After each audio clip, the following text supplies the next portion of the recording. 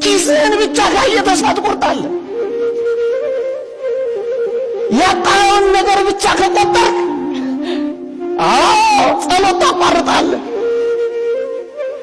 የጎደለብህን ነገር ብቻ የምትጀምር ከሆነ ለቤተ ክርስቲያን ለቅዱስ እግዚአብሔር ጀርባን ትሰጣለህ።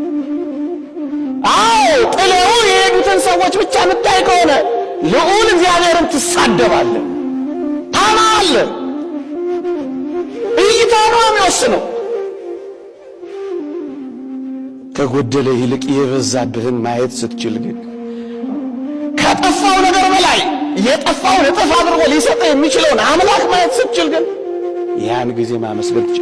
በኢዮብና በሚስቱ መካከል የነበረው እይታቸው ብቻ ነው። ኦርቶዶክሳውያን ምንድን ነው እይታችን? በሚፍለቀለቀው ነገር ውስጥ እግዚአብሔር ያወጣናል። መኖር በመሙላት ብቻ አይደለም፣ በመጉደል ውስጥም ያኖረናል። በመራብ ውስጥ ያጠግበናል።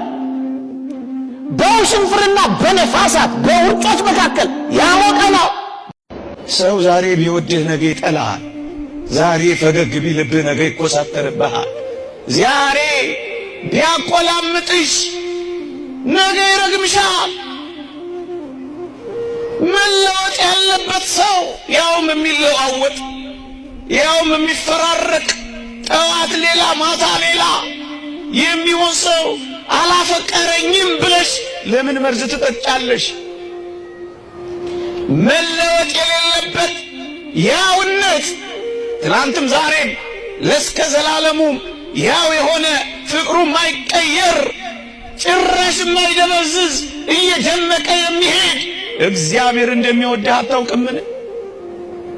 ለምንድን ነው የሚወደኝ ማንም የለም ያልከው እንዴ? ደግሞስ አልወደዱኝም ብለን ያኮረፍነው ፍቅር አጣን ብለን የተጨራመትነው እኮ አድሎ ያለባቸው ሰዎች ስላልወደዱን እኮ ነው። አንዱን ወደው አንዱን የሚያሳንሱ፣ አንዱን አፍቅረው ሌላውን የሚጠሉ፣ አንዱን አቅርበው ሌላውን የሚገፉ ሰዎች ኪዳነ ምሕረት ደጅ ሄዶ ያፈረ ማን ነው ወገኖቼ? እሷን ለምኗት ድረሽልኝ ብሏት ከልጅሽ ከወዳጅሽ አማልጂኝ ብሏት ምስጢር ያልተፈታለት ቋጠሮ ያልተበጠሰለት የተሰነጠቀው ያልተጠገነለት የተሰበረው ያልታደሰለት የፈረሰው ያልተጠገነለት ማን ነው ወገኖቼ? እንዴ ከጥቅስ በላይ አይደለች እንዴ እሷ? ምእመናን እኔ አንድ ተአምራት ልንገራችሁ። በዚህ በዓለም አቀፍ ታላቅ መጽሔት ላይ የወጣ ተአምራት ልንገራችሁ። እየሰማችሁኝ ነው? ለእኔ አትታዩኝም፣ ትስሙኝ አትስሙኝ አላውቅም። አንድ ተአምራት ልንገራችሁ።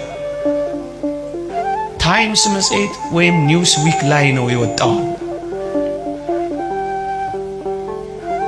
አንድ በአረቡ ዓለም የሚኖር አንድ እጅግ የከበረ ባለጸጋ በአንዲት አረብ ሀገር ሊባኖስ ይመስለኛል የእመቤታችን የቅድስት ድንግል ማርያም ቤተክርስቲያን ባለበት ድንቅ ድንቅ ተአምራት እንደሚፈጸሙ ይሰማል። ይልቁንም ልጆች ላጡ ስለት እየተሳሉ በልጅ እንደሚባረኩ ይሰማል። ከዚያ በኋላ ምን ያደርጋል መሰላችሁ? ይህ ሰው ወደዛች ሀገር እጅግ ባለጸጋ ነው። ልጅ ትሰጠው ዘንድ ለመማፀን ወደዛች ሀገር ይሄዳል። እንደደረሰ አንድ ታክሲ ነጂ ያገኛል። ወደዛች ቤተክርስቲያን እንዲወስደው ይጠይቀዋል። ሊያሳየው ይወስደዋል። ካሳየው በኋላ ያ ሰው ስለት ይሳላል። የዛሬ ዓመት ልጅ ከታቀፍኩኝ ከልጅሽ ከወዳጅሽ አማልደሽ ልጅ ከሰጠሽኝ $200,000 ይዤ እመጣለሁ ይልና ይሳላል። እጅግ ባለጠጋ ሰው ነው። ከዓመት ከምናምን በኋላ የተወደደች ማርያም ስዕለቱን ፈጸመችለት።